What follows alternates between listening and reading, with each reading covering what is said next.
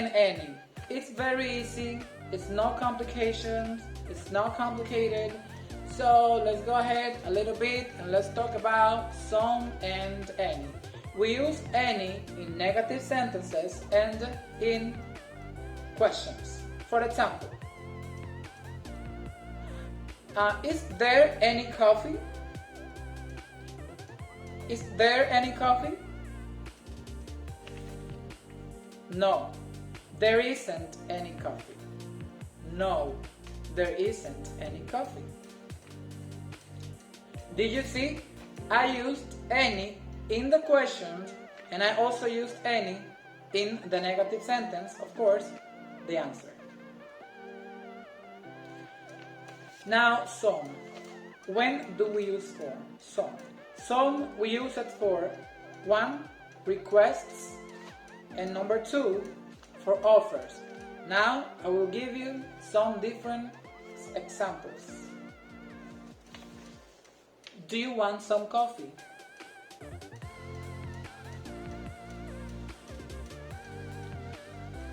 Does she need any help? Does she need some help? Does she need some help? I am offering her help, my help. That's why I am saying, does she need some help?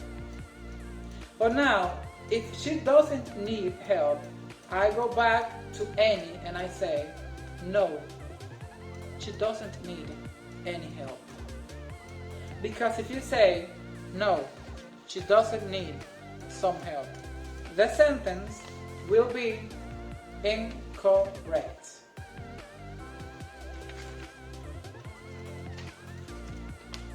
I will read some examples for you that I have right here.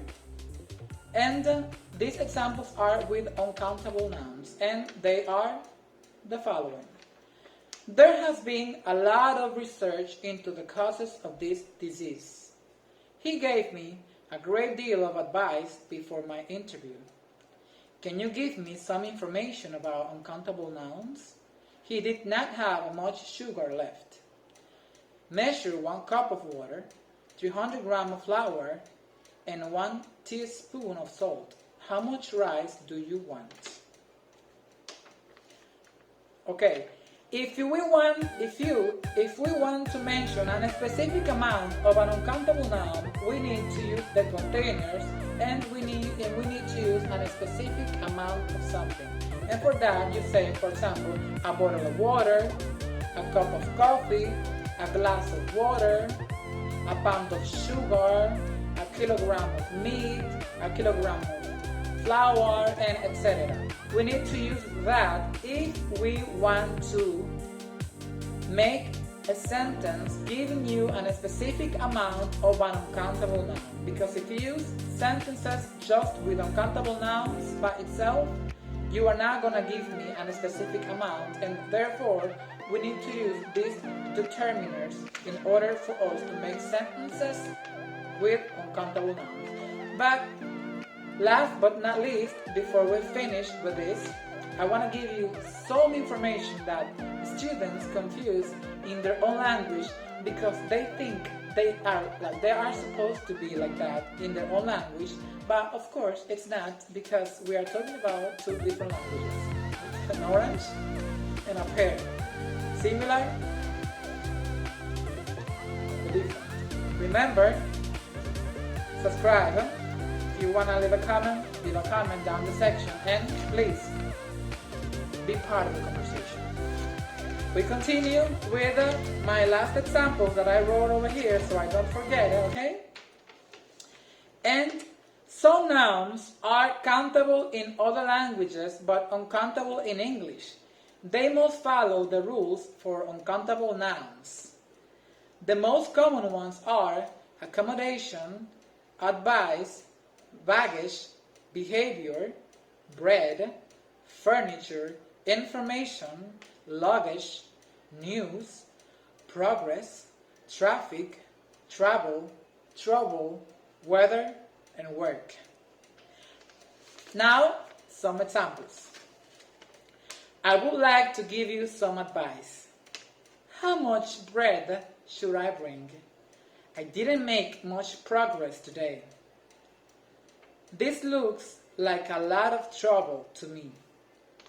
We did an hour of work yesterday. Be careful with the noun hair, because hair, as I already mentioned, is uncountable. But if we are talking of a specific hair, for example, the amount of gray hairs my grandfather has on his head, yes, it can be countable. For example, I have this sentence: I found a hair in my soup. I found a hair in my soup. My grandfather has 15 gray hairs. But this is not something common, and it's not something that you're gonna be listening to people talking about in a regular conversation. But you have to keep it in mind. I have these last examples. She has long blonde hair.